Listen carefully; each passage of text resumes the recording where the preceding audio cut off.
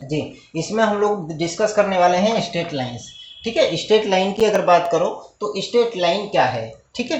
चलिए, तो straight line के फॉर्म वगैरह सारी चीज़ें को हम लोग डिस्कस करने वाले हैं। जैसे कि आप लोगों ने एक टॉपिक पढ़ा था, आप linear equation in two variable, linear equation in two variables, ठीक है। तो जो linear equation in two variables था, इसकी अगर हम लोग बात करें तो linear equation in two variable में क्या होता है, a x plus B Y plus C equal to 0, ये होती है इसकी जनरल फॉर्म, ठीक है। लेकिन इसके अंदर कंडीशन होती है, but A square plus B square does not equal to 0। कहने का मतलब ये है कि x का जो कोफिशिएंट है a और y का कोफिशिएंट है b, तो x के कोफिशिएंट का स्क्वायर करो, यहाँ पे लिखोगे, प्लस y के कोफिशिएंट का स्क्वायर करो, यहाँ पर लिखोगे, तब ये 0 नहीं होना चाहिए।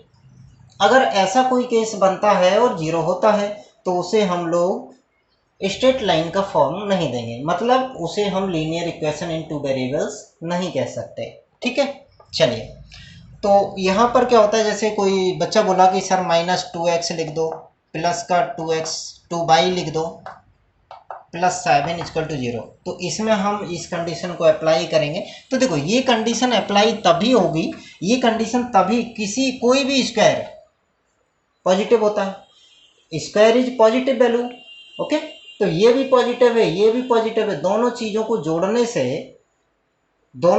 जोड़ने से 0 से बड़ा ही नंबर आएगा, और 0 से बड़ा नंबर आएगा तो वो इस कंडीशन को फॉलो करेगा।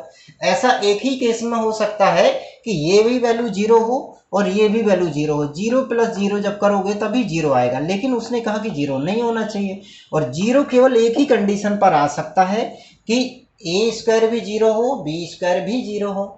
बाकी का यहाँ पे कोई भी माइनस की वैल्यू डाल के चेक कर लो आप, ठीक है। कोई भी नेगेटिव वैल्यू डाल के जब चेक करोगे, कोई भी, यानी जो भी वैल्यू आपको लेनी है, ए और बी दोनों का वैल्यू 0 नहीं लेना है।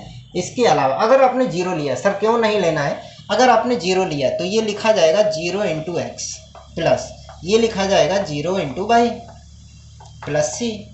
0 इंटू एक्स करने से अपने को 0 मिल जाएगा, 0 इंटू वाई करने से 0 मिल जाएगा, प्लस सी इक्वल टू 0। तो ये हो गया c equal to 0। C equal to 0 माने कांस्टेंट, ठीक है। और कांस्टेंट हो गया तो वो स्ट्रेट लाइन नहीं बना सकता। स्ट्रेट लाइन नहीं बनाने का मतलब है कि वो linear equation in two variable नहीं हो सकता, ठीक है। तो स्ट्रेट लाइन का जो जनरल फॉर्म है वो क्या है, a x plus B Y plus C equal to 0, but condition is a square plus B square does not equal to, a square plus B square does not equal to 0। तो जब भी, अब straight line के कुछ और important forms हैं, उनको हम लोग देखते हैं। स्ट्रेट लाइन के फॉर्म्स हैं कैसे, दो कंडीशन बनाता है, a x plus B Y plus C equal to 0। ये फॉर्म जो है, इसमें जो सी है इसको हम लोग समझते हैं, सी माने कांस्टेंट, वेरिएबल के साथ कोई कोफिशिएंट आ रहा है, ठीक है। एक्स एक वेरिएबल है, वाई भी एक वेरिएबल है, तो इनके साथ अगर कोफिशिएंट आ रहा है सी, ये कोफिशिएंट आ रहा है, ये कोफिशिएंट आ रहा है, और ये कांस्टेंट टर्म आ रहा है, ठीक है। जिस इक्वेशन के अंदर कांस्टेंट टर्म आएगा वो इक्वेशन ओरिजिन से पास नहीं होगी, ठीक है, नॉट पास थ्रू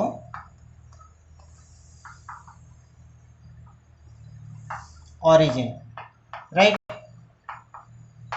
कंडीशन क्या है, जिसमें कांस्टेंट टर्म आएगा वो ओरिजिन से पास नहीं होगा, चाहे भले ही वो स्ट्रेट लाइन ऐसे निकल जाए। जैसे एक स्ट्रेट लाइन है, इसका नाम क्या है, a x plus B Y plus c, ये एक स्ट्रेट लाइन हो गई, इसका नाम a x plus B Y plus C equal to 0, ये एक स्ट्रेट लाइन हो गई, ठीक है। कोई भी स्ट्रेट लाइन कहीं से भी पास कर जाएगी, बट ओरिजिन से पास नहीं होगी। कौन सा form, A x plus B Y plus C equal to 0, ठीक है। अब जैसे क्वेश्चन आता है कि सर स्ट्रेट लाइन से ओरिजिन से कौन सी स्ट्रेट लाइन पास हो सकती है।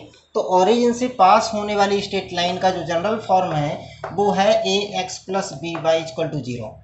A x plus B y equal to zero, यहाँ पे क्या है कि कांस्टेंट टर्म को जीरो कर दिया है, ठीक है। तो हम लोग ऐसे कहते हैं if C equal to zero, if C equal to zero then, if C equal to zero then हम लोग क्या कहेंगे कि passes through origin, straight line passes through origin. अब जैसे ये ओरिजिन है तो y equal to A x plus B by A x plus B by equal to zero, ठीक है। अब इसको तरह तरह से लिखा जा सकता है। A x equal to minus b by लिख दिया गया है, a x equal to b by लिख दिया गया है। कहने का मतलब ये है कि कांस्टेंट टर्म नहीं आना चाहिए, कि अगर कांस्टेंट टर्म नहीं आएगा तो इस केस में आप लोग कह सकते हैं कि ये स्ट्रेट लाइंस जो है वो ओरिजिन से पास हो जाएगी, ठीक है। तो हम लोग जनरल फॉर्म कुछ देख लेते हैं इसी क्रम में। अब यहाँ पे क्या होता है, many lines can be drawn from one point. अब जैसे एक पॉइंट लिया, एक पॉइंट ये हो गया, इस पॉइंट से कितनी लाइन खींची जा सकती हैं। एक देखो ये खींच दी है, ये खींच दी है, ये कितनी सारे, बहुत सारी लाइन ड्रॉ कर सकते हैं, ठीक है। तो एक पॉइंट से होकर के कितनी लाइन ड्रॉ की जा सकती हैं, infinite many. Only one line can be drawn from two points.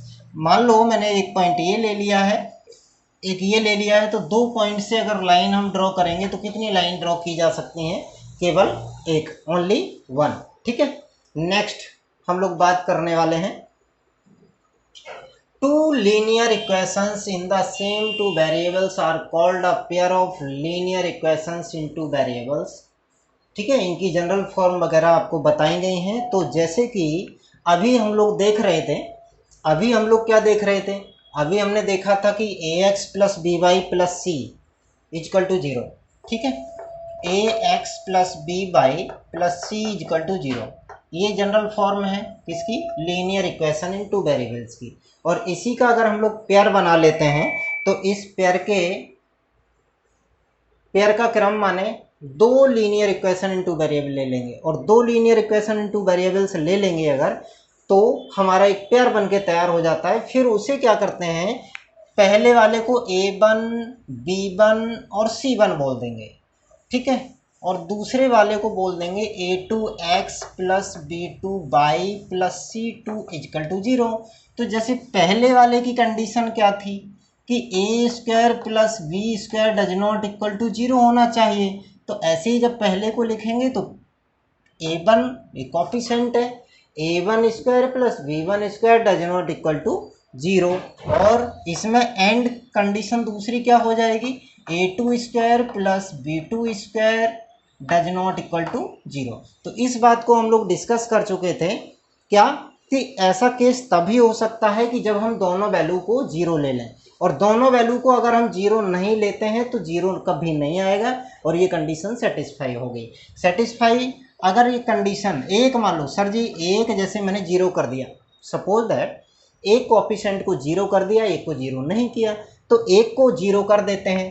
Suppose that आपके पास लिखा था 2x plus 3y equal to 6, ये लिखा हुआ था, इसको जीरो कर दो, इसको जीरो कर दो, तो सर ये हट जाएगा, जीरो हो जाएगा। अब क्या बच गया है, अब बच गया है 3y इक्वल टू 6, और 3 से हम 6 को कैंसिल आउट करेंगे तो 3 2 जा 6, तो y इक्वल टू 2 आ गया। और y इक्वल टू 2 का मतलब क्या है, equation parallel to x axis, और equation parallel to x axis की अगर हम बात करेंगे तो ये कितने यूनिट से, 2 यूनिट, 1 2, 2 यूनिट से ऐसे पैरेलल लाइन जाएगी, तो ये पैरेलल लाइन ही स्ट्रेट लाइन होती है।